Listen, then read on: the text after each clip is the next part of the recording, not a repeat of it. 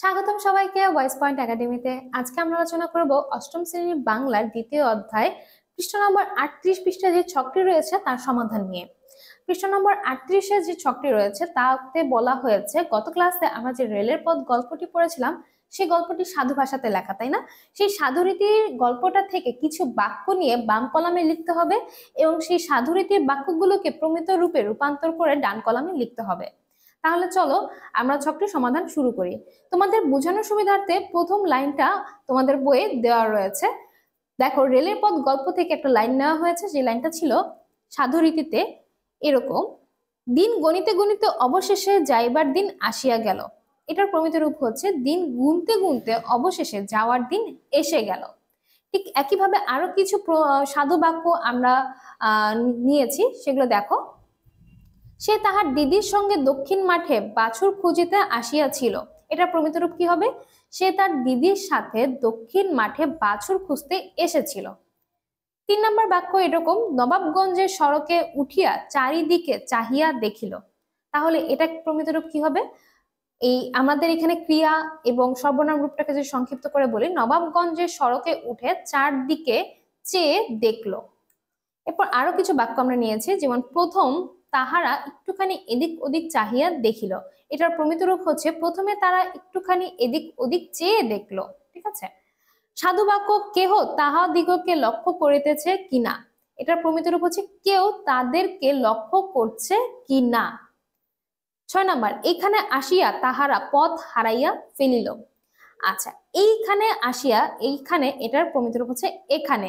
আসিয়া হয়ে যাবে এসে, তাহারা হয়ে যাবে তারা, পথ হারাইয়া, হারাইয়া শব্দটি হয়ে যাবে হারিয়ে, ফেলিল হবে ফেললো। তাহলে হয়ে এখানে প্রমিত রূপটা দাঁড়ালো এরকম যে এখানে এসে তারা পথ হারিয়ে ফেললো। শীতকালেও তাহাদের গা দিয়া ঘাম ঝরিতে লাগিল। এটার প্রমিত রূপ শীতকালেও তাদের গা দিয়ে ঘাম ঝরতে লাগলো। 8 নম্বর, অনেক দূর আসিয়া পড়িয়াছে। এটার প্রমিত রূপ অনেক দূর এসে পড়েছে।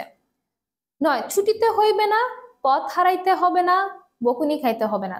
আচ্ছা, অপু যখন রেলের পথ দেখতে এসেছিল তখন তার মনে এরকম একটা ভাবনা জেগেছিল, আমরা পেয়েছিলাম, সেখান থেকে এই লাইনটা নিয়েছি যে এটার প্রমিত রূপ হবে ছুটতে হবে না, পথ হারাতে হবে না, বকা খেতে হবে না। এবং তারপরে ছিল সে বিস্ময়ের সহিত চাহিয়া দেখিল। এখানে শহীদ শব্দটার প্রমিত রূপ হচ্ছে সাথে, চাহিয়া হয়ে যাবে চেয়ে, দেখিল হবে দেখলো। তাহলে বাক্যটা দাঁড়ালো সে বিস্ময়ের সাথে চেয়ে দেখলো। এই ছিল 10টি বাক্য যেটা সাধু ভাষায় ছিল, আমরা সেটাকে প্রমিত রূপ দিয়েছি। তোমরা নিজেরা এবার গল্পটি পড়ে সেখান থেকে 10টি সাধু বাক্য খুঁজে বের করে সেটাকে প্রমিত রূপ দিবে। তোমাদের বোঝার জন্যই কিন্তু এই ভিডিওটি করা হয়েছে। তোমরা হুবহু এটাকে কপি করতে যেও না।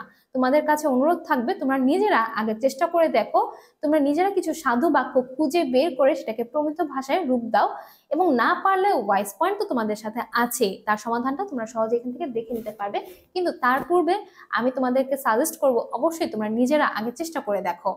এছাড়া কোনো সমস্যা থাকলে তোমরা আমাদেরকে জানাতে পারো ওয়াইস পয়েন্টের অফিসিয়াল ফেসবুক পেজ এবং গ্রুপে পোস্ট করার মাধ্যমে। এছাড়া পেজেও ইনবক্স করতে পারো। তোমাদের সুবিধার জন্য ওয়াইস পয়েন্টের ফেসবুক পেজ ও গ্রুপের লিংক ডেসক্রিপশন বক্সে থাকবে। তাহলে সেখানে তোমরা খুব সহজে আমাদেরকে খুঁজে পাবে এবং যে কোনো ধরনের প্রশ্ন আমাদেরকে করতে পারো। পরবর্তী ক্লাসে তোমাদের সমস্যার সমাধান নিয়ে দেখা হবে। সেই পর্যন্ত সবাই ভালো থাকবে। ধন্যবাদ সবাইকে।